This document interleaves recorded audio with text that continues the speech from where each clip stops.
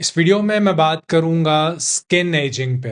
कैसे आप अपनी असली उम्र से कम 10 साल छोटे लग सकते हैं। ये कोई सीक्रेट नहीं है, ये कोई राज की बात नहीं है, कॉमन सेंस है। अगर आप थोड़ा सा ध्यान दें, अगर आप वाकई अपनी स्किन को बेहतर करना चाहते हैं तो ये वीडियो आपके लिए। तो स्किन है क्या? स्किन फैट और प्रोटीन से मिलके बनती है, जिसमें सैचुरेटेड फैट्स की मिकदार ज्यादा होती है और अनसैचुरेटेड फैट्स कम होते हैं। तो इससे ये तो साफ जाहिर है कि आपको कौन से फैट्स खाने हैं हेल्दी स्किन के लिए और किन फैट्स से बचना है। आपको सैचुरेटेड फैट्स खाने हैं और अक्सर इन्हीं फैट्स को खाने से मना किया जाता है। अगर आप चिकनाई को अपने खाने से निकाल देते हैं, लो फैट डाइट पे चले जाते हैं, तो आप जल्दी बूढ़े होते हैं। हेल्दी स्किन के लिए आपको सैचुरेटेड फैट्स को अपनी डाइट में जरूर शामिल करना चाहिए। अब कोलेस्ट्रॉल या सैचुरेटेड फैट्स बॉडी के लिए क्यों फायदेमंद है, ये तीन जरूरी बातें मैं आपको बताता हूं। बॉडी के सेल्स की सेल मेम्ब्रेन 50% कोलेस्ट्रोल से मिलकर बनती है। चूंकि हमें कोलेस्ट्रोल की जरूरत है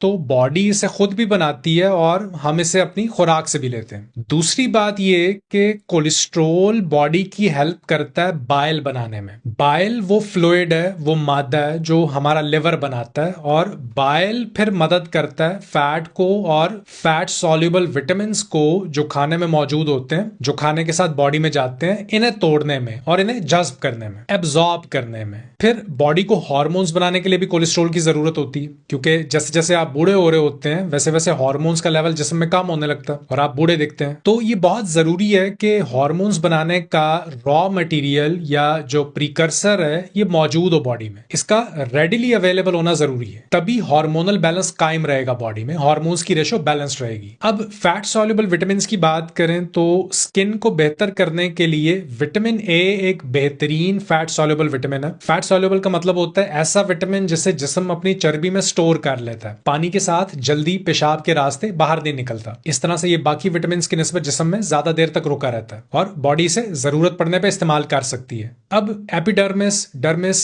स्किन की जो मुख्तलिफ लेयर्स हैं, इनके फंक्शन को विटामिन ए कंट्रोल करता है। स्किन विटामिन ए की मदद से ही सॉफ्ट और फर्म रहती है, अपनी साख्त को बरकरार रखती है, जल्दी ड्राई नहीं होती, क्योंकि विटामिन ए कोलेजन और इलास्टिन, इन दो प्रोटीन्स की प्रोडक्शन में जो जीन्स इन्वॉल्व होती हैं, इन्हें सपोर्ट करता है। आसान जबान में कोलेजन प्रोडक्शन में मदद करता है, क्योंकि इनकी कमी की वजह से स्किन ड्राई होती है, स्किन फ्लेकी हो जाती है, एक्नी बनती है। अब खाने में किन चीजों से विटामिन ए मिलेगा? पत्तों वाली सब्जियों में ये होता है, पालक, मेथी, सरसों का साग, फिर करेला, धनिया, पुदीना, मोरिंगा। लेकिन यहां एक बात आपके लिए जानना जरूरी है कि इनसे आपको active form of vitamin A नहीं मिलता। इनसे बीटा कैरोटीन बॉडी में जाता है, जिसे फिर liver active form of vitamin A में तब्दील करता है। Active form of vitamin A का मतलब है वो विटामिन ए जो जिस्म इस्तेमाल कर सकता है। तो लिवर का हेल्दी होना भी जरूरी है, आपको अपनी लिवर हेल्थ पे भी तवज्जो देनी है। तो इन सब्जियों को अपनी डाइट में शामिल करें, क्योंकि इनसे विटामिन ए के साथ साथ बहुत से दूसरे फाइटो न्यूट्रिएंट्स और एंटीऑक्सीडेंट्स भी आपको मिलते हैं। और बहुत ज्यादा बीटा कैरोटीन की जरूरत नहीं है, क्योंकि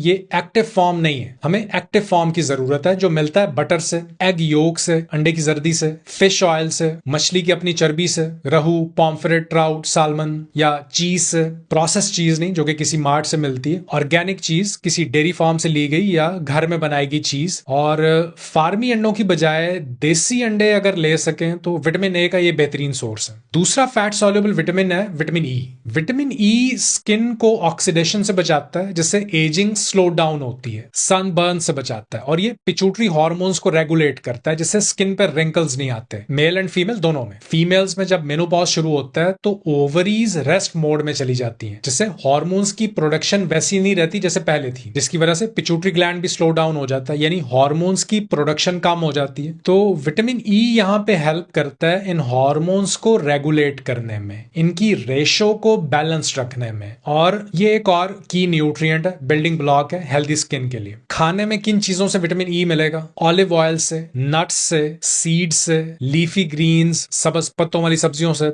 अब बात करते हैं किन चीजों से बचना होगा। पहले नंबर पे एजीईज, एडवांस ग्लाइकेशन एंड प्रोडक्ट्स। अब इसका क्या मतलब है? होता यह है कि जब आप प्रोटीन और शुगर को मिलाते हैं या प्रोटीन और फैट को मिलाते हैं, मिसाल हम ले लेते हैं फ्राइड चिकन की, deep fried donuts, French fries, sweet barbecue chicken wings, या और बहुत सी मॉडर्न डिशेस, तो आप इसमें प्रोटीन के साथ शुगर ले रहे होते हैं। ये कॉम्बिनेशन बॉडी में जाके स्टिकी प्रोटीन्स में तब्दील हो जाता है और ये स्टिकी प्रोटीन्स आर्टरीज को क्लॉग्ड करने लगती हैं और स्किन में मौजूद ग्लैंड्स को क्लॉग करने लगती हैं। इनके फंक्शन को ब्लॉक करती हैं, जिसकी वजह से स्किन रिंकल्ड और सैगी हो जाती है। इन स्टिकी प्रोटीन्स को एजीज कहते हैं। फिर स्मोकिंग से भी एजीज बनती हैं। उसके बाद स्ट्रेस की वजह से बॉडी में कॉर्टिसोल लेवल हाई होता है और हाई कॉर्टिसोल लेवल भी एजीज के बनने की वजह बनता है। तो इनसे बचें और डेफिनेटली शुगर अवॉइड करें। रिफाइंड कार्बोहाइड्रेट्स, मैदा और मैदे से बनी हुई चीजें ये बॉडी में जाके ऑक्सीडेशन पैदा करती हैं, जिसकी वजह से एजिंग स्पीड अप होती है। यही वजह है कि लो कार्बोहाइड्रेट डाइट जरूरी है। इसमें आपको कार्बोहाइड्रेट्स को बिल्कुल जीरो नहीं करना होता। इसमें मैं पहले वीडियोस बना चुका हूं।